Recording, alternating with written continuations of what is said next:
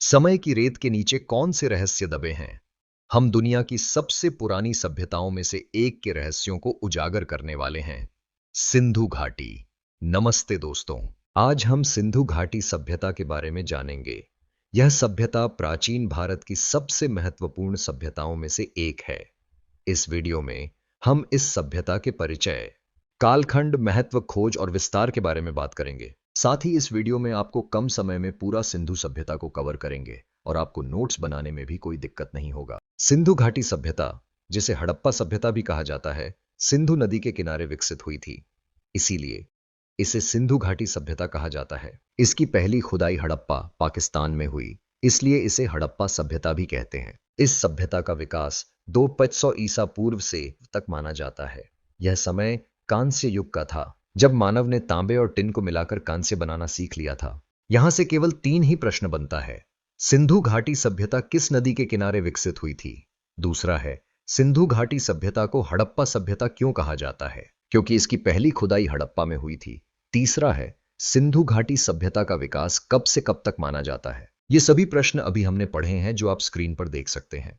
हमने सिंधु घाटी सभ्यता का परिचय जाना। इस सभ्यता के महत्व और खोज के बारे में बात करेंगे। सबसे पहले हम इस सभ्यता के महत्व की बात करते हैं। सिंधु घाटी सभ्यता विश्व की सबसे प्राचीन शहरी सभ्यताओं में से एक है। इसका मतलब है कि उस समय के लोग शहरों में व्यवस्थित ढंग से रहते थे और उन्होंने एक उन्नत जीवन शैली विकसित की थी, बारे में दुनिया को जानकारी दी। यह उस समय की एक बड़ी खोज थी जिसने इतिहास के कई पन्नों को पलट दिया। यहां से केवल 4 प्रश्न बनते हैं। पहला है, सिंधु घाटी सभ्यता को किस रूप में जाना जाता है? सही जवाब है, विश्व की सबसे प्राचीन शहरी सभ्यता। दूसरा है, सिंधु घाटी सभ्यता की जानकारी पहली बार किसने दी थी? तीसरा है, हड़प्पा स्थल की खुदाई किसने की थी? चौथा है, 1921 ईस्वी में भारतीय पुरातत्व विभाग के महानिदेशक कौन थे जब दयाराम साहनी ने हड़प्पा स्थल की खुदाई की थी? सही जवाब है, सर जॉन मार्शल। ये सब प्रश्न को आप ध्यान में रखना। अब आगे देखते हैं। इस सभ्यता के विस्तार के बारे में बात करेंगे। सिंधु घाटी सभ्यता एक विशाल क्षेत्र में फैली हुई थी। आइए अब जानते हैं कि यह सभ्यता भौगोलिक रूप से कहां तक फैली हुई थी। इस सभ्यता की उत्तरी सीमा मांडा, जम्मू तक थी। पश्चिमी सीमा सुतकागेंडोर, बलूचिस्तान तक फैली हुई थी। पूर्वी सीमा आलमगीरपुर, उत्तर प्रदेश तक थी और दक्षिणी सीमा दैमाबाद, महाराष्ट्र तक थी। इस सभ्यता का आकार त्रिभुजाकार था। यह सभ्यता भौगोलिक रूप से बहुत दूर तक फैली हुई थी। यहां से केवल 5 प्रश्न बनते हैं। पहला है, सिंधु घाटी सभ्यता की उत्तरी सीमा क्या थी? दूसरा है, सिंधु घाटी सभ्यता की पश्चिमी सीमा क्या थी? तीसरा है, सिंधु घाटी सभ्यता की पूर्वी सीमा क्या थी? चौथा है, सिंधु घाटी सभ्यता की दक्षिणी सीमा क्या थी? पांचवा है, सिंधु घाटी सभ्यता का आकार कैसा था? ये सब प्रश्न एग्जाम में पूछे गए हैं, तो इसे ध्यान में रखना। अब इसके आगे देखते हैं। हमने सिंधु घाटी सभ्यता के विस्तार के बारे में जाना। हम इस सभ्यता के सामाजिक जीवन के बारे में बात करेंगे। सिंधु सभ्यता का समाज सुव्यवस्थित और महत्व संपन्न था। इस सभ्यता में समाज को 4 अलग अलग वर्गों में बांटा गया था। पहला वर्ग था विद्वान वर्ग, जिसमें पुजारी और धार्मिक नेता शामिल थे। दूसरा वर्ग था योद्धा वर्ग, जो समाज की रक्षा करते थे। तीसरा वर्ग था व्यापारी एवं शिल्पी वर्ग, जो व्यापार और विभिन्न प्रकार की कलाओं में कुशल थे। हम इस सभ्यता के लोगों के भोजन और शवाधान प्रणाली के बारे में बात करेंगे। सिंधु घाटी सभ्यता के लोग शाकाहारी और मांसाहारी दोनों प्रकार का भोजन करते थे। कि इससे पता चलता है कि वे संतुलित और विविध आहार लेते थे, जिसमें अनाज, फल, सब्जियां और मांस शामिल होते थे। सिंधु घाटी सभ्यता में मृतकों के अंतिम संस्कार के 3 प्रकार प्रचलित थे। पहला था पूर्ण शवाधान। इसमें मृतकों को कब्र में दफनाने की परंपरा थी। दूसरा प्रकार था आंशिक शवाधान। इसमें मृतक के शरीर को जंगल में रख दिया जाता था, जहां जानवर उसका मांस खा लेते थे। और तीसरा प्रकार था राख संस्कार, जिसमें मृतकों को जलाने की परंपरा थी। अब इससे रिलेटेड प्रश्न बन सकते हैं, उसे देख लेते हैं। पहला प्रश्न है, सिंधु घाटी सभ्यता के लोग किस प्रकार का भोजन करते थे? दूसरा है, सिंधु घाटी सभ्यता में मृतकों के अंतिम संस्कार के कितने प्रकार प्रचलित थे? तीसरा है, मृतकों को कब्र में दफनाने की परंपरा को क्या कहा जाता था? सही जवाब है, पूर्व शवाधान। चौथा है, मृतक के शरीर को जंगल में रख देने की परंपरा को क्या कहा जाता था? पांचवा है, मृतकों को जलाने की परंपरा को क्या कहा जाता था? सही जवाब है, राख संस्कार। अब इसके आगे देखते हैं। सिंधु घाटी सभ्यता के नगर नियोजन के बारे में बात करेंगे। सबसे पहले हम नगर के सुव्यवस्थित निर्माण के बारे में जानेंगे। सिंधु सभ्यता के नगर विश्व के सबसे पुराने योजनाबद्ध शहरों में से एक हैं। यहाँ नगर बहुत ही व्यवस्थित ढंग से बनाए गए थे। अब बात करते हैं निर्माण सामग्री की। सिंधु घाटी सभ्यता में मकानों को बनाने के लिए पक्की ईंटों का इस्तेमाल किया जाता था। ये ईंटें बहुत मजबूत होती थीं। अब देखते हैं सड़क व्यवस्था कैसी थी। यहाँ नगर की मुख्य सड़कें बहुत चौड़ी और सीधी होती थीं और गलियां मुख्य सड़कों से जुड़ी हुई होती थीं, जिससे पूरे शहर में आसानी से घुमा जा सकता था। अब एग्जाम में पूछे जाने वाले प्रश्न को देखते हैं। पहला है, सिंधु सभ्यता के नगर किस प्रकार के नगरों में से थे? दूसरा है, सिंधु घाटी सभ्यता में मकानों के निर्माण में किस सामग्री का उपयोग किया गया था? तीसरा है, सिंधु घाटी सभ्यता में नगर की मुख्य सड़कें कैसी थीं? चौथा है, सिंधु घाटी सभ्यता में गलियां किससे जुड़ी हुई थीं? यहां तक आपको समझ में आ गया होगा। अब इसके आगे देखते हैं। इसके बाद विशेष सड़कें। मोहनजोदड़ो में 10 मीटर चौड़ी सड़कें मिली हैं। ये सड़कें बहुत ही प्रभावशाली थीं। अब बात करते हैं मकानों के निर्माण की। सिंधु घाटी सभ्यता के मकानों में 4-5 कमरे होते थे। साथ ही आंगन, स्नानागार, बाथरूम, रसोई घर, कुएं और एक अच्छी जल निकासी प्रणाली भी होती थी। अब देखते हैं अन्य सुविधाएं क्या थीं। यहाँ सार्वजनिक स्नानागार और माल गोदाम भी नगर में मौजूद थे। इसका मतलब है कि लोग साफ सफाई और व्यापार पर भी ध्यान देते थे। अब एग्जाम से रिलेटेड प्रश्न के देखते हैं। पहला है, मोहनजोदड़ो में कितनी चौड़ी सड़कें पाई गई हैं? दूसरा है, सिंधु घाटी सभ्यता के मकानों में क्या क्या शामिल था? तीसरा है, सिंधु घाटी सभ्यता के नगरों में और कौन सी सुविधाएं मौजूद थीं? सिंधु सभ्यता में खोजे गए महत्वपूर्ण स्थल के बारे में पढ़ेंगे। सबसे पहले हम हड़प्पा स्थल के बारे में बात करेंगे, जो सिंधु सभ्यता में पहली खोजा गया स्थान है। हड़प्पा की खुदाई 1921 में दयाराम साहनी ने की थी। यह स्थल रावी नदी के किनारे वर्तमान पाकिस्तान में स्थित है। अब देखते हैं कि खुदाई में क्या क्या मिला।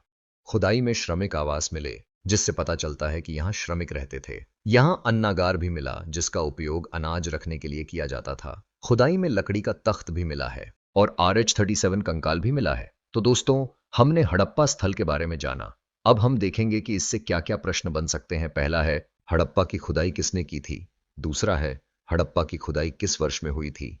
तीसरा है, हड़प्पा स्थल किस नदी के किनारे स्थित है? चौथा है, हड़प्पा स्थल वर्तमान में किस देश में स्थित है? पांचवा है, हड़प्पा की खुदाई में क्या क्या प्राप्त हुआ? इसके बाद हम मोहनजोदड़ो के बारे में जानेंगे। सबसे पहले हम बात करेंगे कि मोहनजोदड़ो की खोज किसने की थी। मोहनजोदड़ो की खोज राखलदास बनर्जी ने 1922 में की थी। अब हम देखेंगे कि यह किस स्थान पर स्थित है। यह स्थल सिंधु नदी के किनारे पाकिस्तान के सिंध प्रांत में स्थित है। अब हम इसकी कुछ विशेषताओं के बारे में जानेंगे। यह स्थल मिट्टी के टीले पर स्थित है। अब देखेंगे कि मोहनजोदड़ो से क्या क्या मिला है। मोहनजोदड़ो से पुरोहित आवास, अन्नागार, विशाल स्नानागार, घरों में कुएं, अर्धशिव, कांसे की बनी नर्तकी की मूर्ति और सीधी और चौड़ी सड़कें मिली हैं। अब हम देखेंगे कि इससे क्या क्या प्रश्न बन सकते हैं। पहला है, मोहनजोदड़ो की खोज किसने की थी? दूसरा है, मोहनजोदड़ो की खोज किस वर्ष में हुई थी? तीसरा है, मोहनजोदड़ो किस नदी के किनारे स्थित है? चौथा है, मोहनजोदड़ो किस प्रांत में स्थित है? पांचवा है, मोहनजोदड़ो किस पर स्थित है? छठवां है, मोहनजोदड़ो से कौन कौन सी वस्तुएं प्राप्त हुईं? इसके बाद चन्हुदड़ो के बारे में जानेंगे। चन्हुदड़ो की खोज किसने की थी? चन्हुदड़ो की खोज गोपाल मधुमदार ने की थी। यह स्थल सिंधु नदी के तट पर पाकिस्तान में स्थित है। अब हम इसकी कुछ विशेषताओं के बारे में जानेंगे। यह एक औद्योगिक शहर था और इस शहर में मनके और गहनों का निर्माण होता था। अब देखेंगे कि चन्हुदड़ो से क्या क्या मिला है। चन्हुदड़ो से तिपाई, शीशा, मनके और गहने, कुएं और तांबे के फावड़े और विज्ञान से संबंधित कुछ वस्तुएं मिली हैं। इसमें से पूछे जा सकने वाले प्रश्न आपके स्क्रीन पर है। आप वीडियो को रोककर देख सकते हैं। इसके बाद बात करते हैं रोपड़ की। रोपड़ की खोज यज्ञदत्त शर्मा ने की थी। अब हम देखेंगे कि यह किस स्थान पर स्थित है। यह स्थल पंजाब में सतलुज नदी के किनारे स्थित है।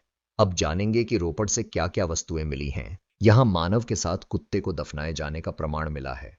इसी तरह का प्रमाण नवपाषाण काल में बुर्जहोम में भी मिला था। इससे रिलेटेड प्रश्न आपके स्क्रीन पर है, जो एग्जाम में पूछे जाने की संभावना है। इसके बाद कालीबंगा पर बात करते हैं। सबसे पहले हम बात करेंगे कि कालीबंगा की खोज किसने की थी। कालीबंगा की खोज B.K. थापर और B.B. लाल ने की थी। यह स्थल राजस्थान में घग्गर नदी के किनारे स्थित है। अब हम इसकी कुछ विशेषताओं के बारे में जानेंगे। कालीबंगा का अर्थ है काली चूड़ी। अब देखेंगे कि कालीबंगा से क्या क्या मिला है। कालीबंगा से हल से जुते हुए खेत के निशान, भट्ठे की ईंट, हवन कुंड और चूड़ी मिली हैं। अब हम देखेंगे कि इससे क्या क्या प्रश्न बन सकते हैं। जो आपको स्क्रीन पर दिख रहा होगा, इसे आप रोक कर देख सकते हैं। इसके बाद आता है धौलवीरा। सबसे पहले हम बात करते कि धौलावीरा कहाँ स्थित है। धौलावीरा गुजरात में स्थित है। धौलावीरा की खोज रविंद्र सिंह बिष्ट ने की थी। हम इसकी विशेषता के बारे में जानेंगे। धौलावीरा से एक स्टेडियम मिला है। अब हम देखते कि इससे क्या क्या प्रश्न बन सकते हैं। जो आपको स्क्रीन पर दिख रहा है, आप रोक कर देख सकते हैं। इसके बाद आता है सुरकोटहा। सबसे पहले बात करते हैं कि सुरकोटदा कहां स्थित है। सुरकोटदा गुजरात में स्थित है। सुरकोटदा की खोज जगपति जोशी ने की थी। हम इसकी विशेषता के बारे में जानेंगे। सुरकोटदा से घोड़ों की हड्डियां मिली हैं। हम देखेंगे कि इससे क्या क्या प्रश्न बन सकते हैं। आप स्क्रीन पर देख सकते हैं, इसे रोक कर पढ़ सकते हैं। इसके बाद आता है लोथल। सबसे पहले हम बात करेंगे कि लोथल की खुदाई किसने करवाई थी। लोथल की खुदाई S.R. राव ने भोगवा नदी के किनारे अहमदाबाद गुजरात में करवाई थी। लोथल से क्या क्या प्राप्त हुआ है। लोथल सिंधु सभ्यता का पहला बंदरगाह था। यहां घरों के दरवाजे सड़कों की ओर खुलते हैं, जो कि आमतौर पर नहीं देखा जाता। इससे क्या क्या प्रश्न बन सकते हैं, इसे आप स्क्रीन पर देख सकते हैं। हम सिंधु सभ्यता से जुड़े कुछ अन्य महत्वपूर्ण तथ्यों के बारे में जानेंगे।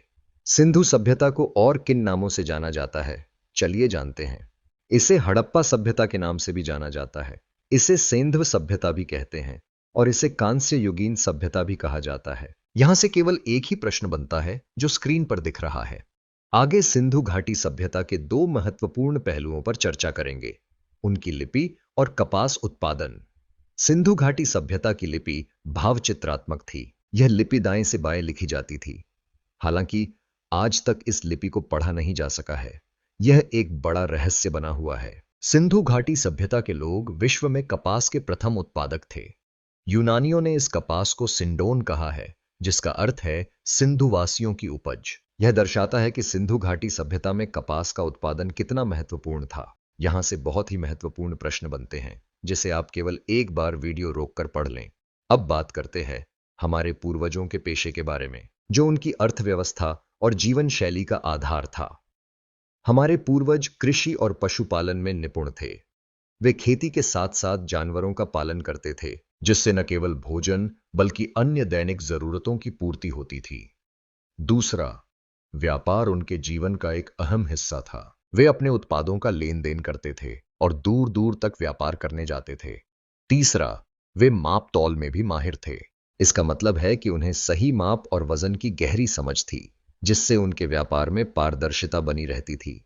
इस प्रकार कृषि, व्यापार और माप तौल के ज्ञान ने हमारे पूर्वजों की सामाजिक और आर्थिक व्यवस्था को मजबूत बनाया। इससे रिलेटेड प्रश्न आपके स्क्रीन पर है। अब सिंधु सभ्यता के धातुओं और मिट्टी के बर्तनों के बारे में जानेंगे। सबसे पहले बात करें धातु की। हमारे प्राचीन पूर्वज लोहे से परिचित नहीं थे। इसका अर्थ है कि उस समय उनके औजार और हथियार अन्य धातुओं जैसे तांबा या कांसा से बनाए जाते थे। हड़प्पा सभ्यता में मिट्टी के बर्तनों का विशेष महत्व था। इन बर्तनों में अक्सर लाल रंग का उपयोग होता था, जो उन्हें एक विशेष पहचान देता था। ये बर्तन सुंदरता और उपयोगिता का अद्भुत उदाहरण है। इस प्रकार प्राचीन सभ्यता के लोग अपनी कला और तकनीक में अद्वितीय थे। इससे रिलेटेड प्रश्न आपके स्क्रीन पर है। पुरातत्वविदों ने इस सभ्यता के कई शहरों की खुदाई की है। इन शहरों में हमें कई अद्भुत चीजें मिली हैं, जैसे कि बड़े बड़े भवन, कुएं, नालियां, और सबसे खास बात यह है कि इन शहरों को एक योजना के तहत बसाया गया था। इस सभ्यता के लोगों ने मोहरों का इस्तेमाल किया करता था। इन मोहरों पर कई तरह के जानवरों के चित्र बने हुए हैं, लेकिन शेर का चित्र इनमें नहीं मिला है। इन मोहरों को बनाने के लिए मुख्य रूप से सेलखड़ी पत्थर का उपयोग किया गया था। सिंधु घाटी सभ्यता सिर्फ एक जगह तक सीमित नहीं थी। यह सभ्यता पंजाब, राजस्थान, गुजरात, उत्तर प्रदेश, हरियाणा, सिंध और बलूचिस्तान तक फैली हुई थी। सिंधु घाटी के लोग मात्र शक्ति में विश्वास करते थे। इस बात का पता हमें उनकी मूर्तियों से चलता है। अब इससे रिलेटेड प्रश्न को आप ध्यान से देखें। सिंधु घाटी सभ्यता के कुछ महत्वपूर्ण शब्दों और उनके अर्थों के बारे में जानेंगे। ये शब्द हमें इस सभ्यता के बारे में बहुत कुछ बताते हैं। लोथल। लोथल गुजरात का एक महत्वपूर्ण पुरातात्विक स्थल है।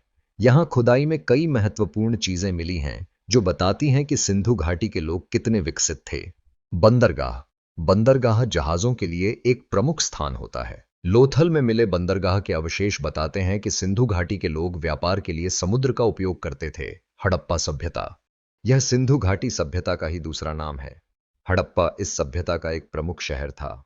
कांस्य युग, कांस्य एक मिश्र धातु है और सिंधु घाटी सभ्यता के लोग कांस्य का उपयोग औजार बनाने के लिए करते थे, इसलिए इस सभ्यता को कांस्य युग भी कहा जाता है।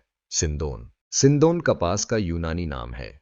सिंधु घाटी सभ्यता में कपास की खेती होती थी और कपड़े बनाए जाते थे। मापतौल, मापतौल व्यापार के लिए बहुत जरूरी है। सिंधु घाटी के लोग व्यापार करते थे, इसलिए वे मापतौल का उपयोग करते थे। लाल रंग, सिंधु घाटी सभ्यता के लोग लाल रंग के मिट्टी के बर्तन बनाते थे। इससे रिलेटेड प्रश्न आपके स्क्रीन पर है। सिंधु घाटी का पूरा विस्तार हमने पढ़ लिया। मैं आपको गारंटी देता हूं कि अभी हमने जो पढ़ा है एग्जाम में यही से पूछे जाते हैं। इसके अलावा आपको ज्यादा नहीं पढ़ना है। अगर आपको वीडियो अच्छी लगी तो लाइक और सब्सक्राइब करना मत भूलिए। धन्यवाद।